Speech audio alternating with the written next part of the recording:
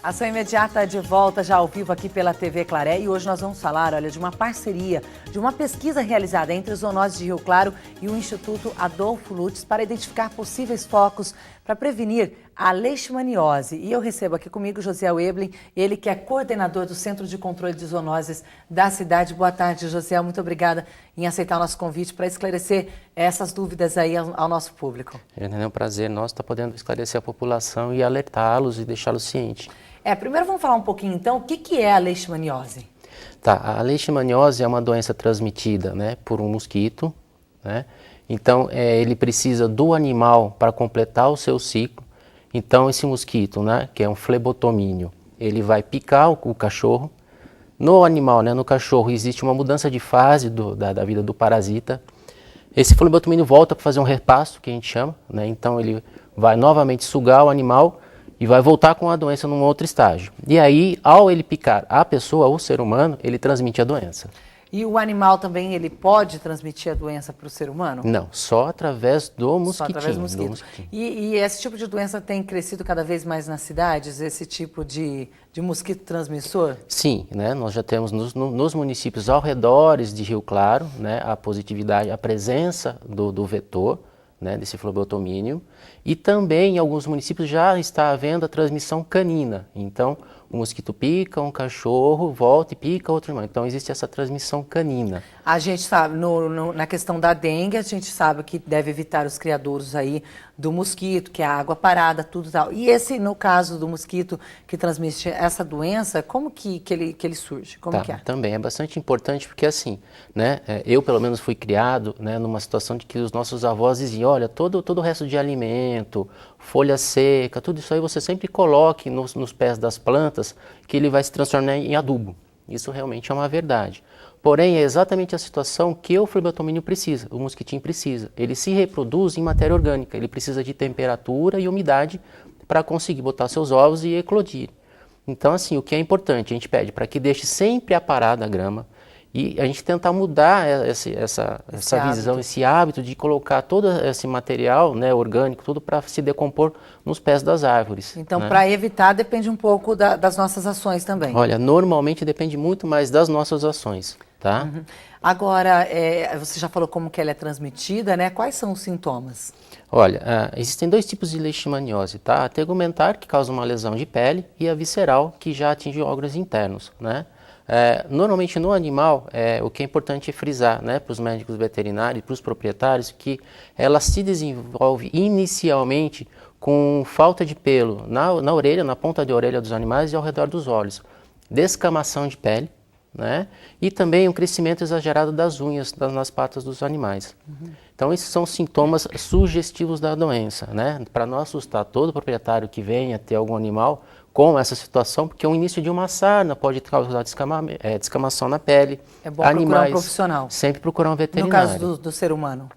Então, no ser humano, a leishmaniose visceral, ela vai atingir órgãos internos, como também pode atingir também no animal, fígado e baço. E tem cura? Tem cura, O que é bastante preocupante é o quê? O tratamento que é feito no humano é o único que existe ainda.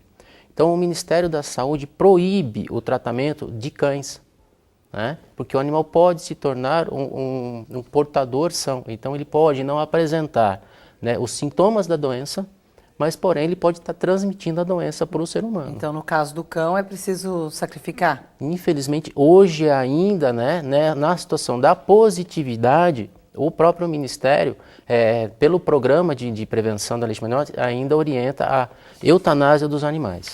Olha, vocês da zoonose também mandaram alguns outros cuidados que a gente deve ter, também como prevenir, E os sintomas também foi um comunicado emitido aí, para que a população fique atenta. Agora, essa pesquisa, daqui a pouquinho eu vou falar aqui dos cuidados, até mesmo a utilização de coleiras repelentes de insetos é uma recomendação para se evitar a picada do mosquito. Sim, exato. São alguns cuidados que a gente deve ter, Certo. Chiqueiros, galinheiros, quem tem sítio ou até mesmo Sim, aí tem... o mosquito ele tem uma predileção também por porco e galinha, né? Então a gente pede para que se evite o máximo possível. A gente sabe que na área rural isso é praticamente impossível, mas na área urbana é importante estar se evitando esse aglomerado de animais. Na área urbana é uma ação proibida, Sim, mas as sim. pessoas ainda costumam, Acaba né, fazer essa criação. E aí pode trazer esse mosquito transmissor para a gente, né? Exato.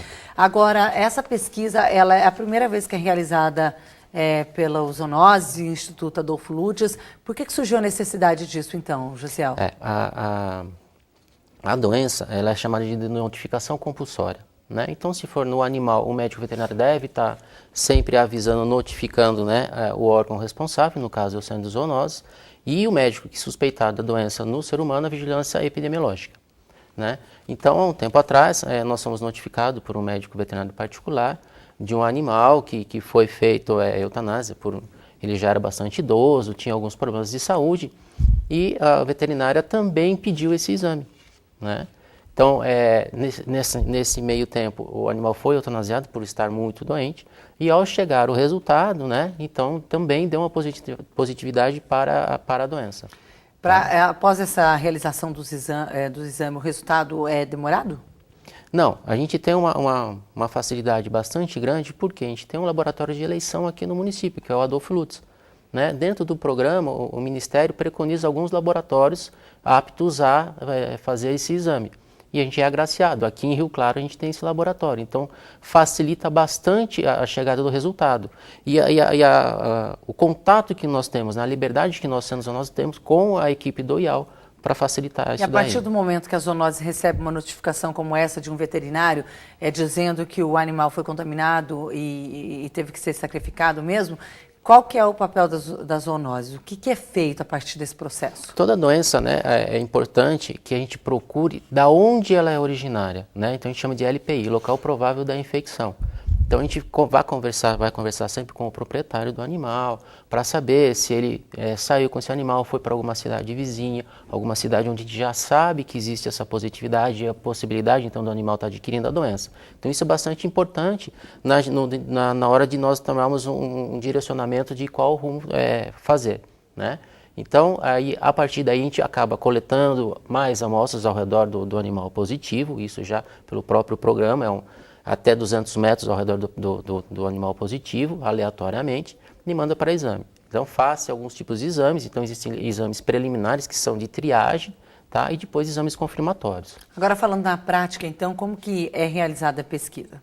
A pesquisa, né, existe um programa... No caso, essa união da zoonose com a Adolfo Lutz. Então fica sob responsabilidade do Centro de Controle de Zoonose fazer a coleta, né, coletado sangue de animais, né, e hoje existe já, que tem facilitado, a gente chama de um kit rápido, quase comparando com um teste de gravidez, né, então você põe um reagente junto com o sangue do animal, aparecem umas marcas, né, que aí é interpretado, tá? E quem faz isso tudo é o Adolfo Lutz. Então, para o Centro de Zoonose cabe, né, a coleta de material e o envio até o laboratório. E depois disso o laboratório fazendo os exames.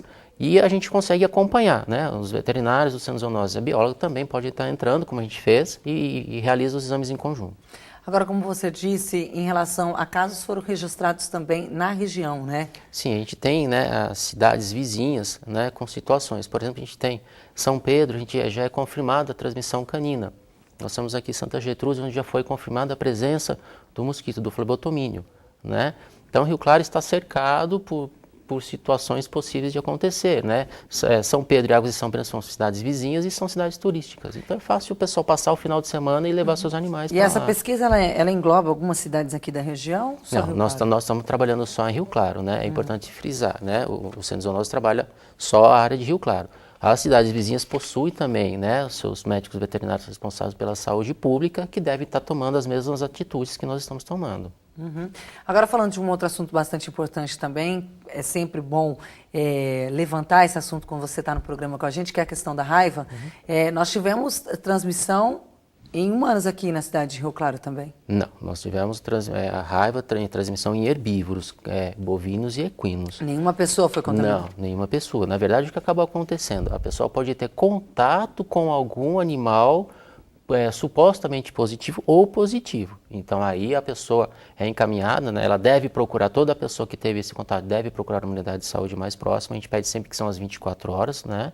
E aí, a parte humana toda é a vigilância epidemiológica que toma conta. E nós ficamos com a parte animal. Então, nós não tivemos no município nenhum caso de raiva humana. Nós tivemos, sim, positividade em herbívoros. Tá? E como que está a situação agora atual? Deu uma estacionada? Como que está? Sim, né? Foi exaustivo isso para a gente, né? A gente até agradece o espaço cedido por vocês também.